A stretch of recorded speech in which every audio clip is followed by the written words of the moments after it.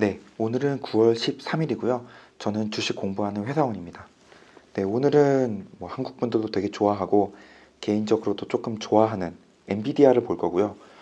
최근에 좀 회사가 갑자기 너무 바빠가지고 원래 이거 저번 주에 올리려고 했는데 주말이어서 오늘 겨우 올리게 되네요. 엔비디아를 볼 거고요. 기본적인 리포트는 이제 골드만삭스에서 가지고 왔습니다. 기본적으로 오늘 얘기할 거는 엔비디아의 새로운 제품, 소위 말 엠피어죠. 그리고 요거에 따른 어떤 GPU의 제품 사이클 환경. 요게 이제 되게 재밌는데 과연 엠피어가 이제 성공할 것인지 성공하지 않을 것인지 제품 사이클 환경으로 골드만삭스가 봤더라고요. 그리고 이제 AMD하고의 어떤 GPU 경쟁, 그리고 골드만삭스의 어닝 퍼 시엄의 목표 주가, 요렇게 네 가지를 얘기를 할 겁니다. 오늘은 굉장히 짧습니다. 솔직히. 네.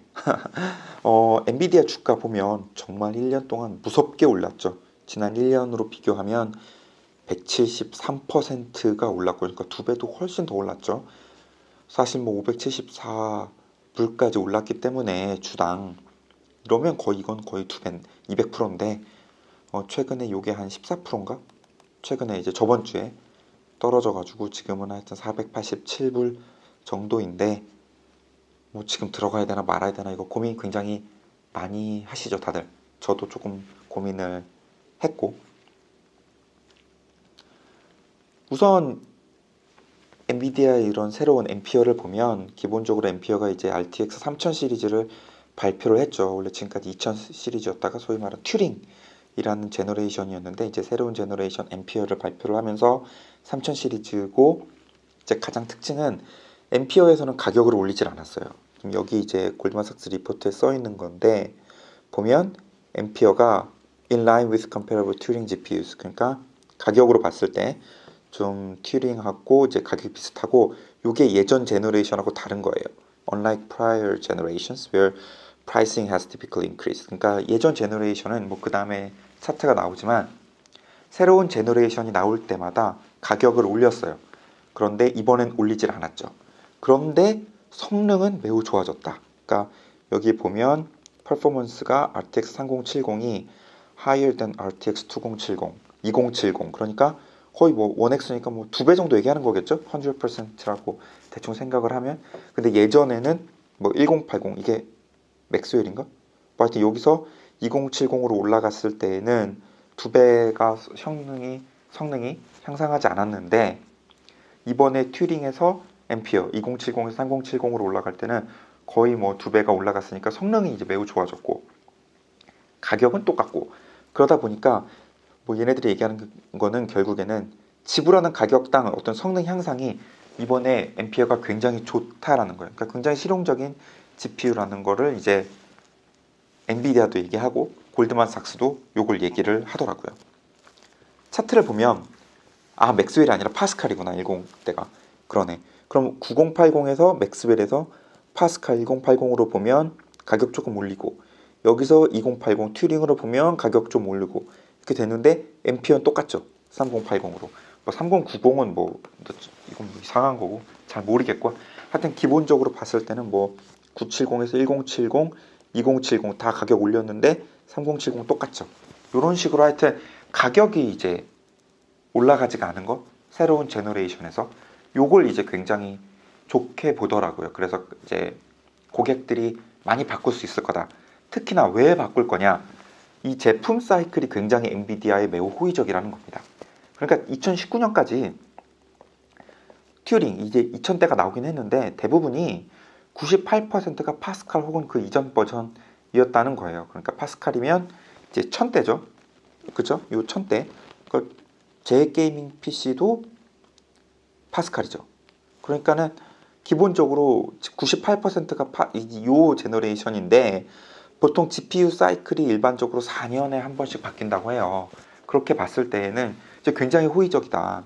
튜링이 27% 가져가고, 이제 특히나 엠피어가 이제 굉장히 이제 가격 대비 성능이 좋다 보니까 이제 많이 바꿀 거다. 그래서 가격을 좀 유지한 것도 있고, 그래서 이제 굉장히 많이 이제 디맨드가 수요가 높을 거다. 이렇게 이제 얘기를 하고 있더라고요. 그리고 AMD랑 비교했을 때는 아직까지는 이제 엔비디아 따라오려면 멀었다.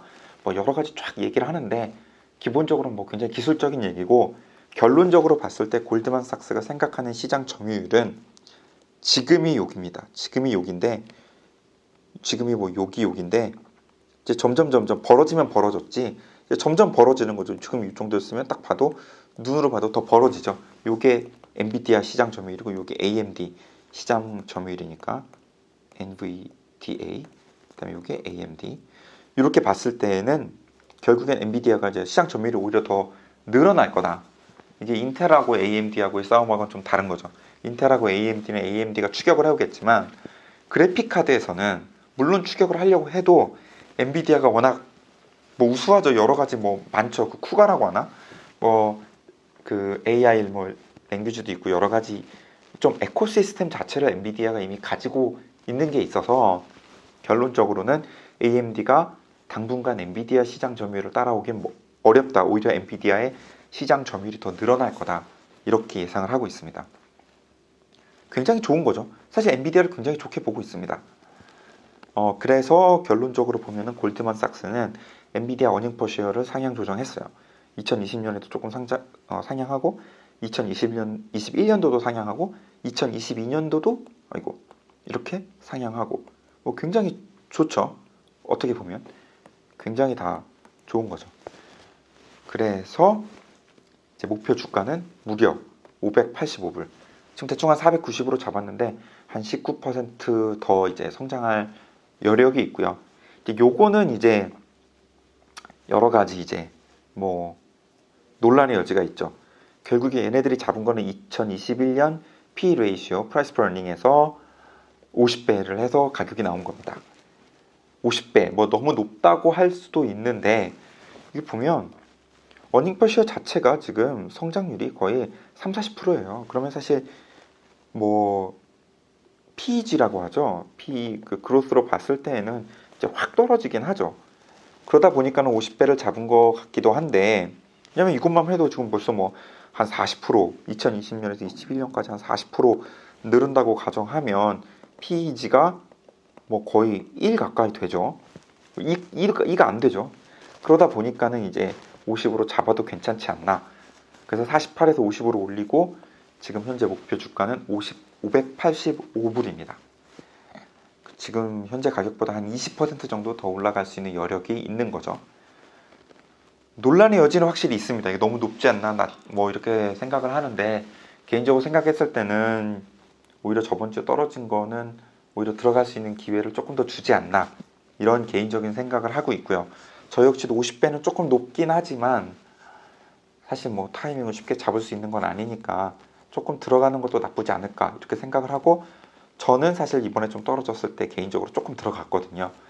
뭐 포트폴리오 리뷰할 때 얘기할 수 있는 기회가 있을지 모르겠지만 개인적으로는 이제 이번에 처음 엔비디아를 조금 들어갔습니다. 뭐 어떻게 될지 모르죠. 더 떨어질 수도 있고 뭐 더 올라갈 수도 있고 그래서 굉장히 조금 들어갔는데 한번 보죠. 뭐 어떻게 될지 향후. 네, 하여튼 도움이 되셨으면 좋겠고요. 이상입니다.